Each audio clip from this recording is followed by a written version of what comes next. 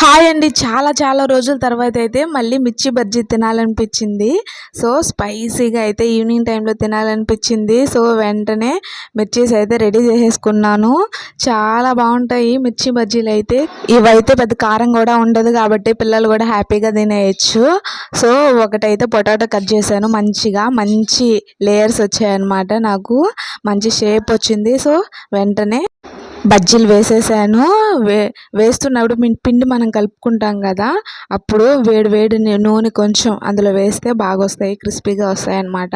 నాకైతే ఇక్కడ షేప్ సరిగ్గా రాలేదు, కానీ మామూలుగా అయితే నున్నగా బాగా లావుగా మంచిగా వస్తాయి. సో ఎలా వచ్చినా కానీ టేస్ట్ మాత్రం సేమ్ వచ్చింది.